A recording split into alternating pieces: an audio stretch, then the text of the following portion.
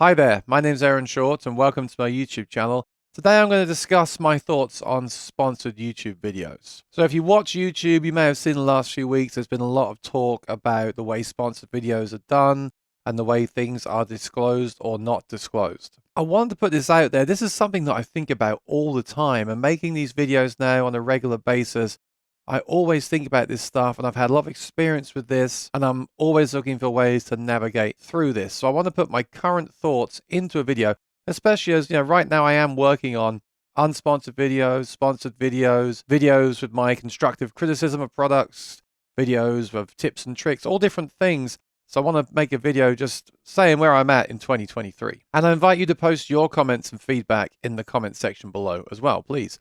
So I have made a script for today because I did this video without a script and I was all over the place and I forgot to say some things. And honestly, I may still have some things that are not in this video that I wish I'd added, which I'll put in the comment section or post a follow-up video too, but I will be using the script. That's why I'm looking down at the screen. So when YouTube began in 2005, sponsored videos were not really a thing, and most videos were created to share information and personal opinions. Remember, I started a YouTube channel just to post song recordings and videos and song lessons that I did for friends. Today, many videos and posts are sponsored. Have you scrolled through Instagram Reels lately? I'm sure we all have opinions on this, and I give mine from both sides of the camera. Lately, I've noticed, especially on Instagram, that as I scroll through the Reels section, every video seems to be an ad for a product or a course or something that someone's selling me. I prefer creating and watching videos that have no agenda and are only there to give information. But if you want to demo and review products, it's impossible to buy them all. I like Apple products as well, and a lot of those reviewers openly admit to buying and returning products regularly. Apple don't seem to have a problem with it, but I never really agreed with that. I also know the trap of buying and storing stuff to use on my channel, and that's a dangerous road to go down. So I did find myself a few years ago thinking to myself, well, I mustn't sell that. I might need that for a video. I might need that for a video. I should get this for a video. That's not a good way to be either, because you can very quickly get into trouble doing that. So ironically, if I had 1 million subscribers, I would generate enough ad revenue to do that. I'd be able to buy everything myself and show it on the channel. But like the chicken and the egg, you have to get to that point first. And even if you do get to that point, it won't equal profit if you're spending all your profits on things to review and then losing money selling them, etc., etc. And you'll just be breaking even. And we all have to pay the bills, right? When you're doing this every day, full time, it will eventually become a job and you need to make money to pay the bills. So that isn't really a great way to do things either. So the main way to monetize all this is the YouTube Partner Program, sponsored videos, and affiliate links. Let's start with the YouTube Partner Program. This is a great way to monetize a channel. My channel is monetized. Most channels are. Not all of them, but most of them are. And the only inconvenience to the viewer is having to watch ads that are selected by YouTube for them. Then again, if we're in the partner program, are we not already biased to some degree? We are already earning money to create content at that point. Hence one of the reasons for clickbait thumbnails. So if we post videos that are successful and get a lot of views, we do get money.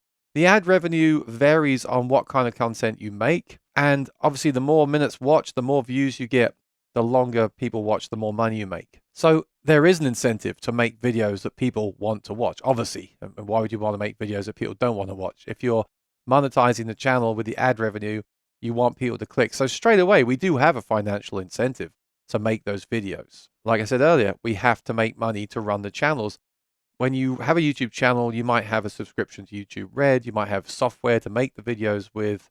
You might buy lights. You might buy cameras, fixed lights, all these things. There's a lot of expenses that go into creating a channel. You don't have to. You can just use a phone and a good microphone. But if you want to invest in cameras and things, that does add up. So I think for me, the money from the partner program just pays for that kind of basic stuff. But it has the potential to bring in a lot of money if your videos are watched. Most channels are in the ads program, again, not all, including some manufacturers and stores. It occurred to me recently that some stores and companies make as much or more from their YouTube channels being in the partner program as they do from selling their products. It's really interesting, isn't it? Now, some channels are so big that they're probably generating more money from ad revenue alone than from selling their products. It kind of blows my mind when I think about it. Content creation really is big business now, and of course, a music store has unlimited access to the new gear on day one or before, so it's a no-brainer for them to make content. They earn ad revenue from those videos, and they also have an opportunity to sell those products that they're using in the videos. This is why I feel these videos should be labeled as demos. So this is really talking about the thing a few weeks ago about the Andertons videos and the things with Victory amps. They were definitely demos. They're not reviews. They are product demos designed to sell gear. And while they should make this clear in the video description and on the videos, the viewers should also have this at the forefront of their mind. I watch Andertons, I watch Sweetwater, I watch a lot of other stores, but they are stores and their job is to sell product. We have to remember that when we watch those videos. Of course, YouTubers also do sponsored videos that are designed to sell product as well, but with a store, it's really obvious, right? That's what they're doing. So next up, that brings me to sponsored videos. This is really the big one for me. Firstly, I'll talk from my own experience. There's nothing more exciting than a company reaching out and offering to send a product for a review/demo in return for the product, financial compensation, or both of these. I say in return for the product. I really don't like when people say they get something for free. As people that are doing content creation have invested a lot of time and money in equipment, it's not free. If you want to send me a guitar to review or demo or both on the channel, whatever it is, I'm giving you the platform. I'm giving you my knowledge, my experience, my opinions, using my equipment that I've spent years investing in and the platform that I've spent years growing, right? So it's not free. I really don't like that term, getting free stuff. I think that undermines what you do with content creation. You get stuff in return for the video you create, the content you create. I've had a few successful situations with these. You may have seen the videos on the channel, but there's also a downside. What if you receive something you do not like or you do not want to recommend? I've literally had days where I was testing out a product, end up returning it to the company for no compensation, and the result was losing a lot of my time. The obvious solution here is to just review it anyway, but I don't want to fill my channel full of videos about products that are just okay or average. I don't want that. And also, it is frustrating how many companies have taken issue with me saying anything remotely critical about them. I don't understand this because, again, talking about Apple products, you get YouTubers criticizing Apple, and they're okay with it. Just the other day, Apple used a YouTuber's, it was praise, but they used that praise in their promotional launch content, which is great. But they've also said bad things about them or critical things about them. I won't say the word bad, but why is that okay? Movie reviewers, they don't say every movie's great. Why do music channels feel the need to say everything is great? And why do a lot of companies feel the need that they want the people to say everything is great? We need transparency and we need constructive criticism to make stuff better. And I tell you what, a lot of the products that I love and swear by and recommend to you all the time that I use professionally to pay my bills still have issues, right? There's no perfect product. But why, again, why are you focused on that? Like, I can say, I've got a Martin guitar, it's amazing, but there's no pickup in it, so I can't use it at my gigs. That's not negative, it's just the truth. So I don't understand why some people and some companies and brands feel the need to only get this glowing praise for products. I think those days need to be gone. And there are other companies that have taken my criticism as constructive feedback and have either improved their products or simply not cared, as it's just my opinion. I really value these companies more. And I've got a note here. I wonder, could that make me more biased towards them in the future? Because they are a good company. They do understand where I'm coming from. I just put that in there just as a thing, you know. If someone's good to you, does it make you more biased towards them? If someone cuts you off because you give them a critical review, will that make you less likely to recommend them in the future? Just food for thought. Now, I do have a possible solution for this. Instead of asking content creators to push products they have barely any experience using, now, some people get a product, make a video in a week and send it back, right? Why don't the brands go a step further and embrace the creators they see as experienced in their field and work with them? It would be great to work with the company to get a product where I feel it needs to be as a paid developer. Obviously, you want to be paid for your time. We're talking about a lot of time here, and you're helping to improve the products. And then have the option to make sponsored videos about that product if you wish to. The videos would be far more credible and helpful to the viewer, because I would have helped develop the product, I know everything about it, and the brand would hopefully make better and more full-featured products. I think some companies are starting to do this, and we even see several guitars, amps, and pedals coming from YouTubers. I think this could be a really interesting concept if done correctly. So we're seeing this now. I just saw Fluff has his own signature guitar.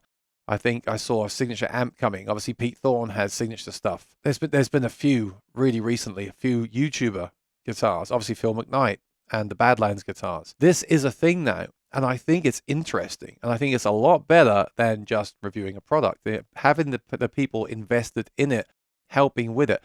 I have been asked to do that with a few things, but more just to see them as they go along. I want to actually get hands-on and give a private review to the company before they release the product, not make the review after the product is finished and it's too late to change anything. That's just an idea. Again, food for thought. Finally, affiliate links. Affiliate links are everywhere now, right? These obviously create a financial bias towards the stores and products that you're linking to. In my opinion, if I'm going to recommend a product to someone and take time to show them why it's worth purchasing it, then it's fair to receive some of the compensation from the store that I'm linking to. I really believe that. Like, if I'm going to promote a product or a brand or a store, then I think it's fair to get compensation for that.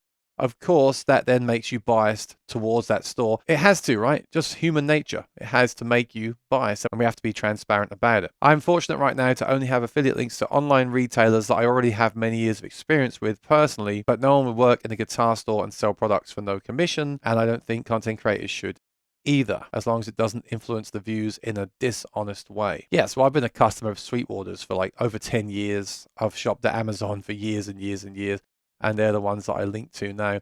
I would do other affiliate links too, as long as I believed in the product and it was mutually beneficial. I think the music world is changing exponentially because of technology, and I've got to say AI as well is just changing everything I see. I'd like to talk more about AI in the future. And the onus is now on the viewers to realize all of these biases and external factors and to watch any videos solely for entertainment and informal research. That's what I do now. I tend to watch videos to be entertained. I do watch videos to be entertained more than to find things to buy. And if I do think I want to buy something, I now think about who's making that video. Was it sponsored? Is it something that I really need? I really enjoy the entertainment side of YouTube. I watch YouTube more than television, way more than television. And I love that. I love the community feel. I love the entertainment factor.